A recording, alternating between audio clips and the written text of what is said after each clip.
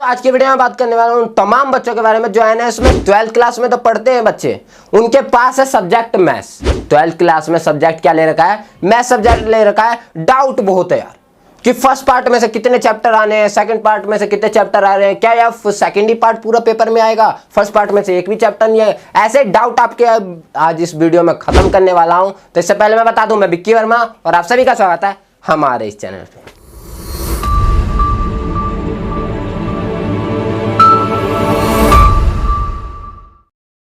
सबसे बड़ा डाउट जो है वो मैं पूरा आज खत्म कर दूंगा। क्या है कि बुक का सेकंड ही पार्ट आएगा या फर्स्ट पार्ट आएगा।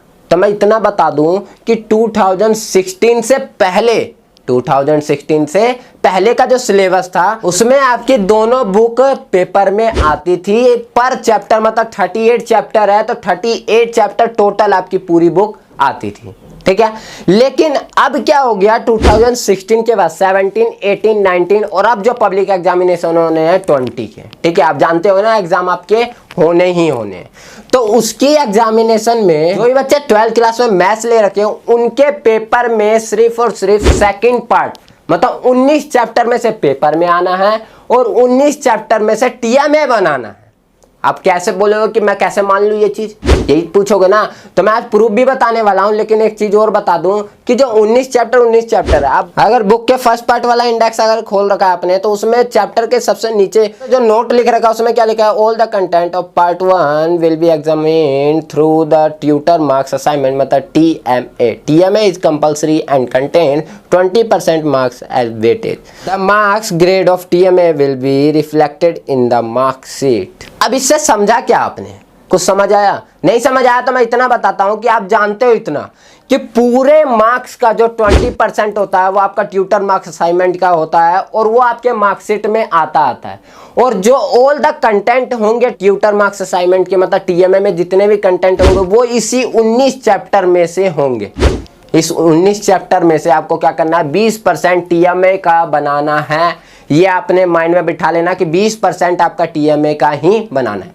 उसके बाद नेक्स्ट आ जाता है जो सेकंड वाला, उसमें देखो all the content of part 2 will be examined through the public and final examination. Public examination compulsory and contain 80% marks weightage. इतना तो सब जानते हैं यार। अगर 20% आपका कहाँ आ रहा है, टीएमए में आ रहा है, तो 80% आपका मार्क्स वेटेज आपका क्या होगा, पब्लिक एग्जामिनेशन में जो लिख के आ रहे हो आप आंसर शीट वो होगा।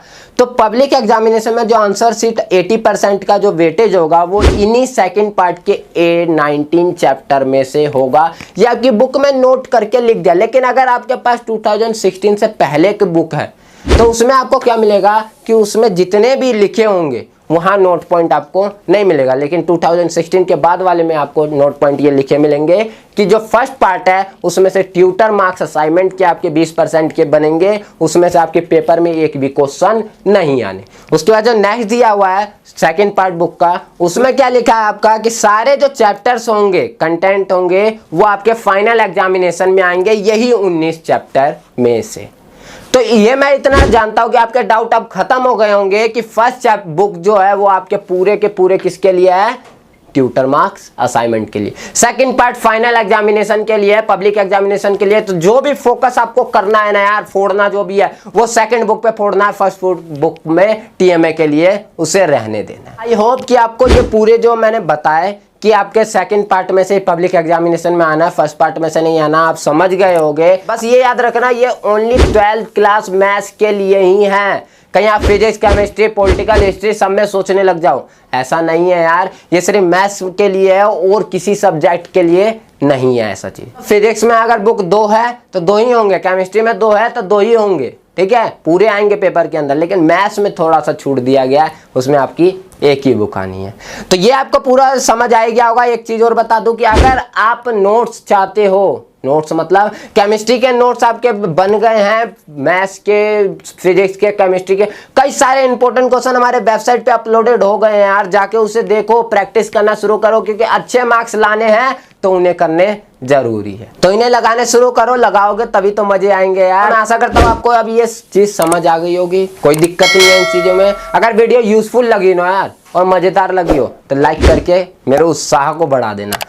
और अगर आप वीडियो किसी टॉपिक पे चाहते हो तो नीचे कमेंट करके बताना और अपने दोस्तों के पास इसे ज़्यादा से ज़्यादा शेयर कर देना। किसी के मन में अब ये डाउट नहीं होना चाहिए कि 12th क्लास मैथ्स में सेकंड पार्ट में से आना है कि फर्स्ट पार्ट में से। दोबारा ये क्वेश्चन आप दोबारा से मत पूछना। मिलते हैं नेक्स्ट वीडियो में एक धमाकेदार टॉपिक के साथ। जब तक के लिए बने रहे विक्की वर्मा के साथ। जय हिंद, जय भारत।